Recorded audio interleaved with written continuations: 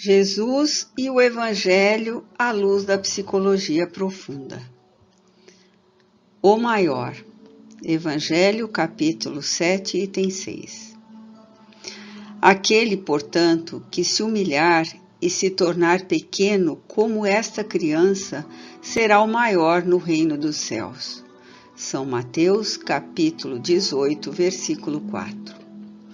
A supremacia do ego, conduzindo o indivíduo, faz que este se aferre às paixões primevas, das quais decorrem as ambições descabidas, os interesses mesquinhos, as quimeras. Encharcado pelos fluidos grosseiros da matéria, o ser tem dificuldade de superar esses impositivos, disputando na área das lutas pueris a supremacia da sua vaidade e dos seus procedimentos que lhe caracterizam a faixa de evolução moral ainda retrógrada.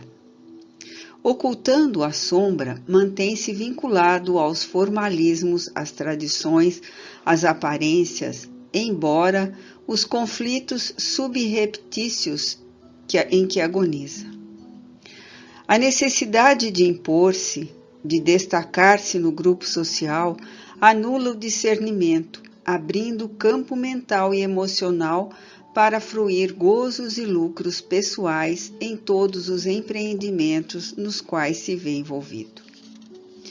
Resultado da sombra coletiva que se responsabiliza pelos comportamentos doentios dos povos, a sua diluição exige contínuos esforços, de modo a se aclararem as situações amesquinhantes que têm pairado sobre a sociedade no transcurso dos tempos. Lentamente, porém, o deltropismo atrai homens e mulheres nobres que rompem com o status quo perturbador, apresentando horizontes felizes que conduzem à reabilitação do ser humano, facultando-lhes mais amplas conquistas de harmonia e dignidade. Jesus enfrentou essa terrível herança ancestral em soberano governo, onde as consciências dos seus contemporâneos, submetidos aos caprichos das leis arbitrárias e punitivas, na sua crueldade e rudeza, estabeleceram a relatividade dos valores humanos, o que, de certo modo, ainda permanece na Terra, especialmente quando da irrupção das guerras hediondas que submetem uns à dominação de outros, permitindo-se subestimar aqueles que lhes não pertencessem à casta, à raça, à religião, em famigerados preconceitos que os dividiam e amesquinhavam os considerados inferiores. No rol das propriedades estabelecidas nessa sociedade primitiva e em processo de crescimento moral, as mulheres, as crianças e os escravos não desfrutavam de quaisquer direitos ou de mínima consideração, antes servindo como alimárias desprezíveis. Subestimados, constituíam carga que se poderia vender, transferindo-se de mãos sem o menor respeito pela sua condição de humanidade. A identidade predominante era a da força brutal, remanescente da selvageria que se impôs nos primórdios do desenvolvimento antropológico. A sombra coletiva conduzia ao desvario, ao total vilipêndio do sentido humano de comportar-se e de conduzir o seu próximo. Jesus, o homem nazareno, se deparou com essa terrível situação espiritual e cultural, enfrentando a hediondez e o crime, que são alguns dos disfarces da ignorância quando predomina em a natureza da criatura. Ele iria reverter essa situação ignóbil, arrostando as consequências, assim como espancando a de natureza individual com o esclarecimento, a liberdade de consciência e a dignificação do próximo. Os valores são de natureza profunda e não aqueles que se conquistam pela insânia da barbárie, como espólio de vitórias escabrosas, resultados de aventuras torpes. Ele teve a coragem de engrandecer a mulher quando todos a vituperavam, destacando-a com o respeito e a consideração merecidos e que lhes eram negados, rompendo a hipocrisia, os prejuízos sociais e os caprichos inferiores que se tornaram regra de conduta nessa sociedade tumultuada pelos conflitos internos e externos, encharcada de orgulho e intoxicada de presunção. Investiu contra esta sombra coletiva, definindo que a fragilidade e inferioridade atribuídas à mulher eram resultado da dubiedade moral do próprio homem, que assim projetava a sua fraqueza nela, ao invés de ter a coragem de auto-enfrentar-se para combater o defeito de evolução e a falta de maturidade psicológica. Era aparentemente mais fácil e mais cômodo atacar a projeção da imagem detestada noutrem do que, identificando-a no imo, trabalhar por superá-la. É sempre uma atitude sórdida combater a projeção antes que a realidade geradora a sua causa. Jesus sempre se comoveu diante da mulher, construtora da humanidade, a quem era negada a oportunidade de demonstrar o seu potencial, em razão da sombra bíblica, que lhe projetara a culpa pela defecção do homem no paraíso mitológico, seu arquétipo ancestral. Na perspectiva da psicologia profunda, a ojeriza à criança e o repúdio a que se via submetida igualmente caracterizavam o conflito dos adultos, temerosos da velhice, da doença, da morte, por efeito de serem substituídos pelos infantes de então.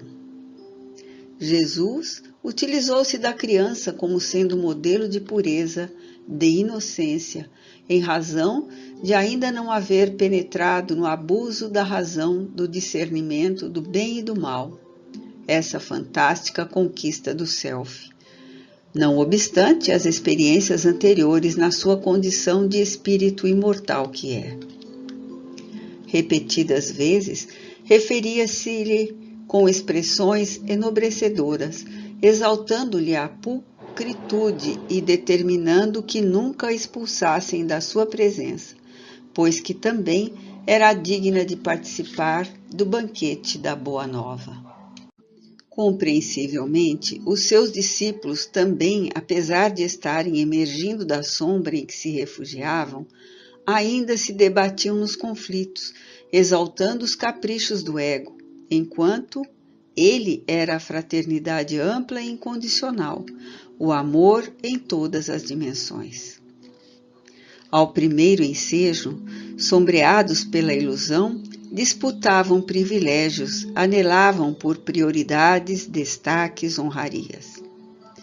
Não haveria outra motivação para estarem ao seu lado, se não usufruíssem do seu prestígio, da sua notoriedade, convertendo essas conquistas em resultado de imediato consumo e prazer. Qual dentre eles seria o maior? Discutiram animosos em ocasião quando retornavam de uma viagem na qual haviam sido incumbidos de realizar alguns mistérios. Pensavam que era justo descobrir quem merecia o maior quinhão de sua ternura e consideração, qual aquele que mais se destacava no conjunto, olvidando-se que a seleção se daria de forma diferente, através da renúncia, do desapego, das vitórias sobre as paixões servis. A sombra coletiva era densa e absorvente, penetrante e enraizada no comportamento ancestral, ainda não superada, e por isso mesmo impunha a disputa dos interesses mesquinhos, imediatistas, que se sobrepunham aos objetivos elevados do bem geral, da transformação pela qual deveria passar todo o organismo social, e ele o declarara várias vezes. O ego dominador era, no entanto, mais importante, necessitando ser atendido, apesar do serviço em grupo da família que ele estava organizando, a todos oferecendo o mesmo indistinto amor fraternal. No confronto, quando chegaram esfogueados e o encontraram, ele os desnudou com um doce e transparente olhar para logo inquirir paciente: que vinheis discutindo pelo caminho?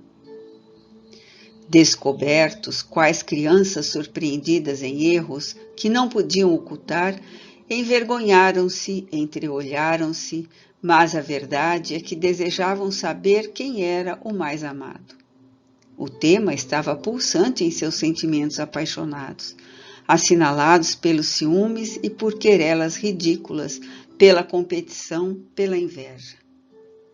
A interrogação que os requeimava, feita pelo homem Jesus, conduído da ingenuidade deles, recebeu o silêncio da pusilanimidade, da covardia moral para enfrentar o esclarecimento. A atitude de fuga da realidade para o disfarce era ainda a melhor maneira de deixarem-se conduzir pela sombra torpe. Viviam com ele e o não conheciam. Estavam na claridade e optavam pela treva.